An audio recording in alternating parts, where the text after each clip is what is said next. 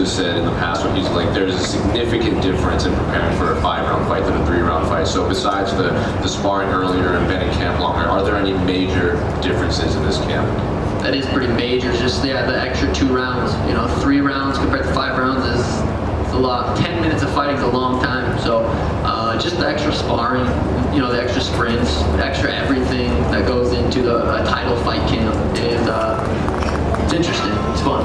And Aljamain's obviously, he's been the champ for a while. I think he's tied or might have the record for most title defenses. Is this a guy that you think you'd have to beat twice in a row? Because normally when you get these long-reigning champions, you beat them, they can oftentimes get an immediate rematches. Do you think this is a guy that you're going to have to beat twice?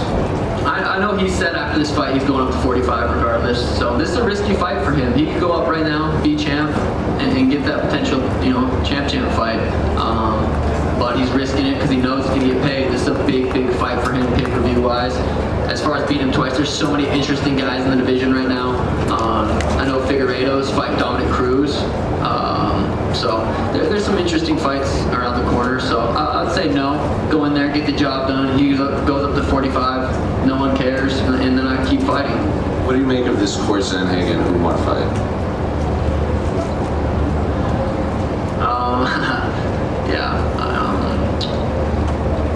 Doesn't make sense in my eyes. I think we're just look at fighting, look at business differently, and I think it's a very poor decision. Go out there and win. It's not.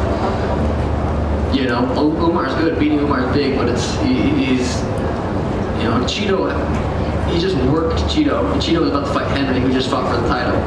So I just think it's a poor decision on his management part, but everyone's do their own thing. Well, it was just actually revealed that Chito's going to fight Pedro Munoz now on your card. What do you make of that matchup? Yeah, 2 dudes I finished. Interesting fight. Pedro looked good against Gutierrez, so I think, and Chito looked really good against Corey. Just kidding, he did not. He looked horrible. He literally didn't look like he knew how to wrestle. So just going off their last 2 fights, I think Pedro will go in there and get the job done. Final one for me, we just saw Robbie Lawler retire after being knocked out. We saw the rarely emotional Robbie Lawler. So I'm curious, what was your reaction to arguably one of the better retirements in MMA history? Yeah, we were just driving over watching on the phone, and that's crazy. Tim said he made his UFC debut in 2001, 2002. That's insane. Yeah, that's crazy. Good for him. Is Sean over here? I don't know if you've taken a look at the betting odds, but Aljamain's almost like a 3-to-1 favorite. You're one of the most, if not the most popular bantamweight fighter in the division. Does that surprise you to see the odds that wide? Not really. I mean, look at who he's beat. Look at the guys he's beat in the last 4 or 5 fights. My best win is over Peter Yan. Very close fight, very tough fight. So, looking at it like that, it makes sense. But that was what Peter versus me was, the same odds. Something. I think they were even worse at one point. So I like that. It fuels me. It's exciting to go in there and fight the best bantamweight in the world. I go out there and put his lights out. What does that make me? Henry Cejudo, we mentioned they were supposed to fight Chito Vera. It looks like they're still trying to set up that fight with Marab. Are you worried that fight might never happen? Because it seemed like there was a lot of heat. It would be a good fight for everyone, you and Henry fight. I don't know if Henry's come yet. His shoulder, I think he's had issues with his shoulder in the past. Who knows how bad it is right now. I personally don't think we see Henry back. So, but if he does come back, gets a win, very, very interesting fight. Me versus Henry is a huge fight. And just last one for me, what would it mean to win a UFC title and being a veteran of the Contender Series? We saw Jamal Hill win the title. I know that's something you're really proud of. What would that mean to you to win it, just being one of the fighters that came from that show? Yeah, that'd be awesome. I think the Contender Series is the best platform to get into the UFC, and being there early on is super cool. I feel like it was so long ago. It was my first fight in Vegas. I think I fought here 10 times now, so it feels like a second home. It'd be really cool to defend my belt here in Vegas in December, if all goes well. Definitely not overlooking Aljamain Sterling. I understand how good he is. So, but if all goes well, I'd like to bring the belt back here and defend it. Sean, did you secretly want your first title chance to be in Vegas? All your fights basically have been in Vegas, fighting in Boston.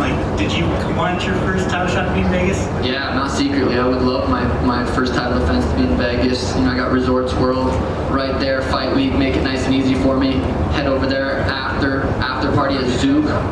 which is also happening tonight. But yeah, Vegas, I would love to. I love fighting in Vegas. I mean, I'm very excited to fight in Boston, though. I really am. But Vegas, it's just something different here. Do you have anything planned for your hair? I don't really have a color. Who knows? Who knows what we're gonna do? It's kind of always last second, but it'll be beautiful as always. And finally, Aljamain came out and said that this fight is against his will. What are your thoughts on that? Yeah, I mean that sucks. I remember. Yeah, I mean I don't really. It's a shitty position for him to be in. You know, I didn't choose that. Like I said, he could have stayed the champ, moved up, fought winner tonight potentially, and then. But like I said, that's a big pay-per-view for him. It's gonna probably double, at least double what he just did against Henry. So, you know, he's making financial decisions right now. You don't get to be in this game for too long. You don't get opportunities to fight one of the biggest stars too often, and he's not passing it up. It's Sean back here. Sean back here. A lot of times fighters, before they win the physical belt, they already have the mindset of a champion and they believe that they're the champion. Do you believe that you are the champion despite not having the physical belt? I believe I'm capable of becoming the champion 100%. You have to kind of get into that mindset. I had that mindset going into a bunch of my last fights. Definitely against Peter Yan, I knew how dangerous he was, and I knew I had to bring a certain level of focus and discipline to that fight. So yeah, I definitely have that mindset. And then also, last one for me. I know a lot of times, fighters, they like to visualize the fights and sequences before they actually happen. And we've seen people like Israel Adesanya, they get emotional when they just think about their journey and they think about the fight itself. For you, whenever you do visualize this fight, what are the emotions like? Yeah, I think there's still 6 weeks of work. We still got a long time. The closer I get to fights, the more I can kind of visualize and see what's happening. I have a good idea of how this fight's gonna play out, but fighting's fucking crazy. So, you almost have to be prepared for everything. Obviously, Aljo's a very heavy grappling guy, so I see it playing out a certain way. The closer the fight gets, the more clear that vision becomes. Sean, just here. You said about how you think the fight will play out. Where do you see your strengths in this fight? Wrestling. I'm gonna wrestle. Fuck no, just jokes. I'm gonna strike. I'm gonna do what I do. I mean, it's no secret. It's a striker versus grappler matchup. That's it. I'm gonna go out there and try to put his lights out. I do that every time I fight. Has there been anybody that's hurt Peter Yan? Anyone that's been able to catch him, crack him? I dropped him to a knee in the second round. I can find people's chins. I do find people's chins. I built a career of knocking people out in the first round. So he cuts a lot of weight. When you cut a lot of weight, that brain liquid goes away. It doesn't take many shots. Could take one shot right on the chin to put him down. And I know I'm capable of that. So that's how I see it going down. And with his comments saying about, that this fight, this title defense was against his will, does that worry you at all in terms of perhaps injuries or how his mindset is going into this one? No, not really. I mean, he's been very vocal. He's got some kind of bicep injury or something. He said that before the last fight against Henry. He built an excuse to say, I've got these injuries and then I'm going to this fight and I beat him. And he's like, well, you guys already knew. I said I was injured. I didn't want to fight. Built an excuse is what it sounds like. But he's gonna make the fight. He's gonna make the fight. He's gonna get paid. He's gonna make it there. We'll see how good he shows up. But I do think he's taking this fight very serious. I do think he looks at me as very dangerous. So I expect the best Aljamain to show up. Sorry, just last one. And can you put into words how much the title, capturing the title, how much would that mean to you? Yeah, it would be wild. Started kickboxing, started training when I was 16 years old. Win the UFC belt when I'm 28 would be awesome. But I really do feel like this is just kind of the beginning of my career. I have a long time.